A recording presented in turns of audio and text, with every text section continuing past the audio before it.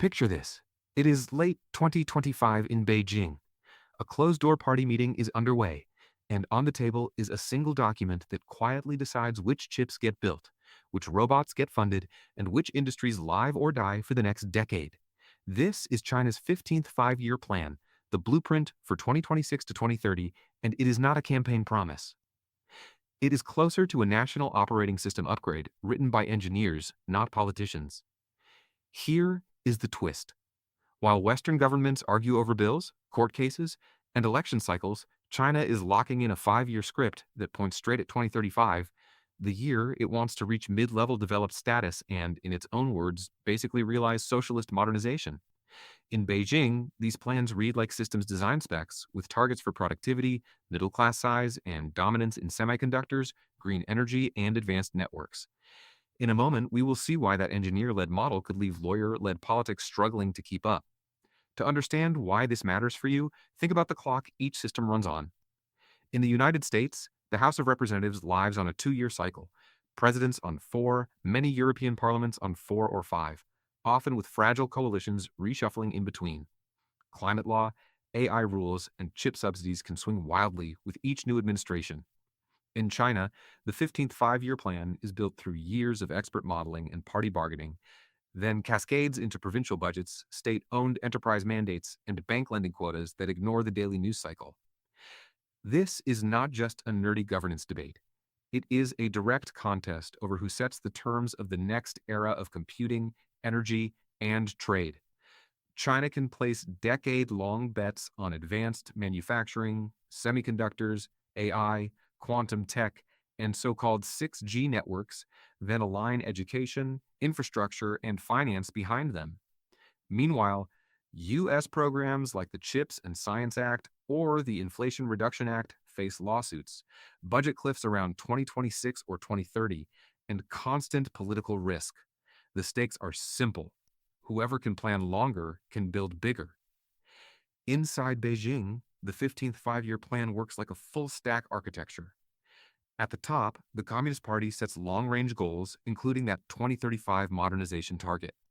Below that, the State Council and the National Development and Reform Commission translate those goals into industrial policies, megaprojects in science and infrastructure, regulatory campaigns, and security reviews.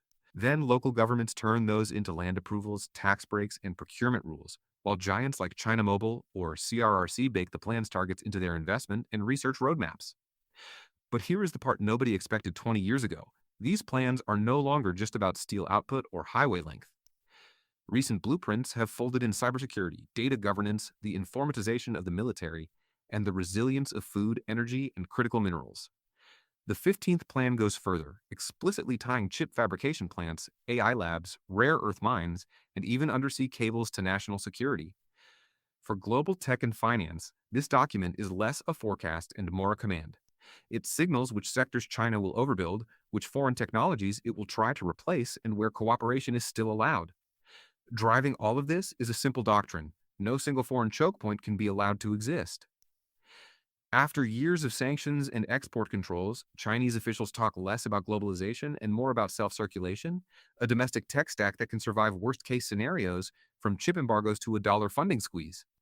Every major bottleneck, from extreme ultraviolet lithography to high-end graphics processors, aviation engines, and industrial software, is now framed not as a business challenge, but as a national security vulnerability.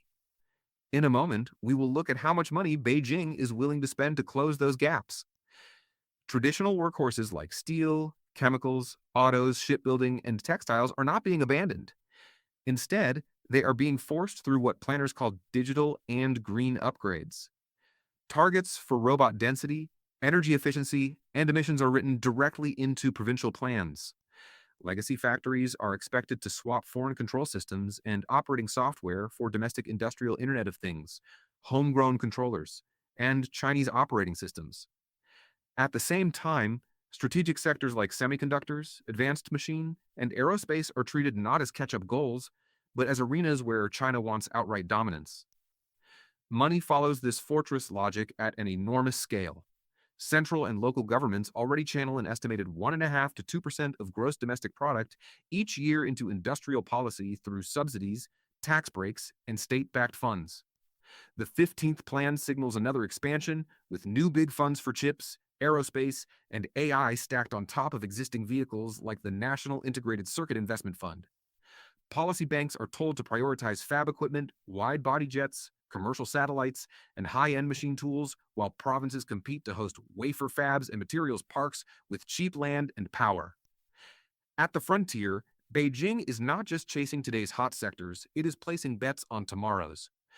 Draft guidance clusters future industries around quantum computing. Biomanufacturing and 6G quantum is framed as both a security race and a computing race, building on a 2,000-kilometer quantum encrypted fiber link between Beijing and Shanghai and the earlier Mischius satellite.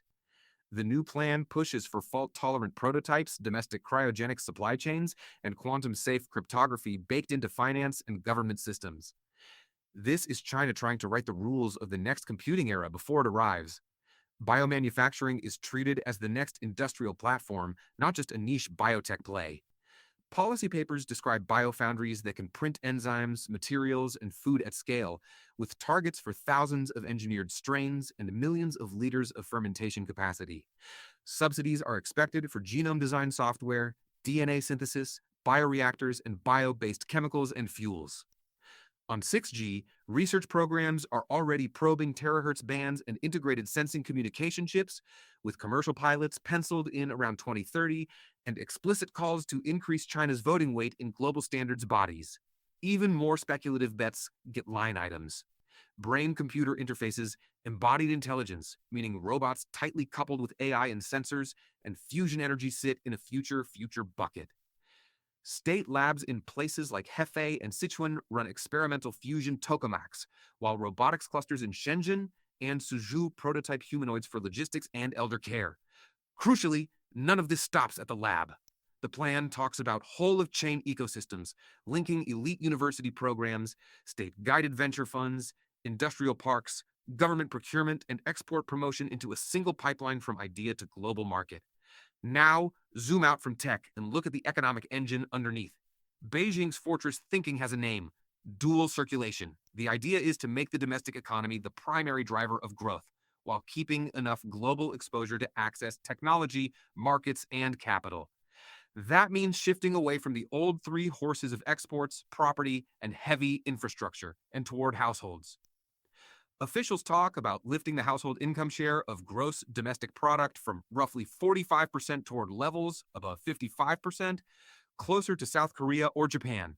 To get there, planners lean on technocratic tools rather than populist slogans. Draft policies point to higher minimum wages, expanded unemployment insurance, portable pensions, and more generous health coverage, all designed to reduce precautionary savings that still sit above 30% of disposable income for many urban families. At the same time, Beijing wants to engineer consumption upgrades with looser license plate quotas, subsidies, and tax breaks for new energy vehicles, smart home appliances, and green building retrofits.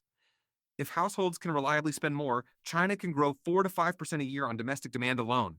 And that has real geopolitical consequences. A China that can sustain growth on its own consumers is much harder to coerce with tariffs, export controls, or financial sanctions. Dual circulation does not mean closing the door to foreign capital, but it reframes it. International circulation is now meant to serve domestic circulation, not the other way around. Foreign investors are still welcome in high-end manufacturing, green tech, and advanced services, but always within a framework where Beijing keeps strategic control. Another quiet but crucial move is the push for a unified national market. Today, companies often face dozens of quasi-independent provincial fiefdoms, each with its own protectionist rules, product standards, and transport fees.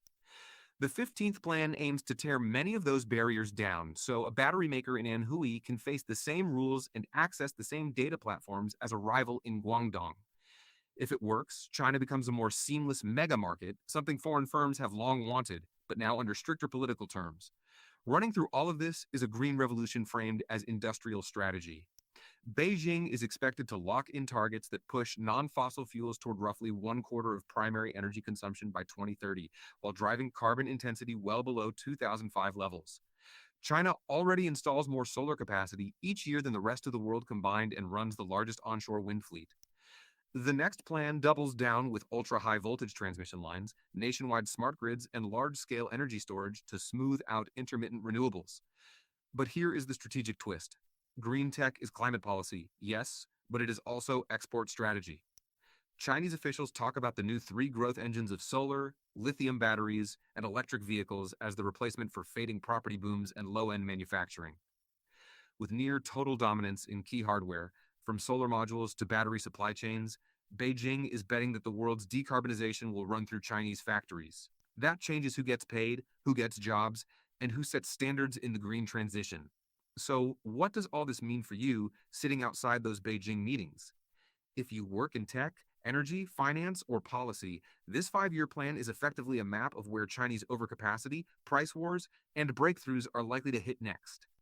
It shapes which startups will face subsidized competitors, which supply chains will be rewired, and where new standards battles will erupt from quantum encryption to 6G. And for citizens in democracies, it raises a hard question. Can lawyer-led, election-driven systems respond to a world where a major rival runs on engineer-led, decade-long roadmaps? The 15th 5 year plan is not just about China catching up. It is about China trying to script the cast, build the stage, and pre-sell tickets for the next decade of technology and growth before the show even exists. Whether that model ultimately outperforms more chaotic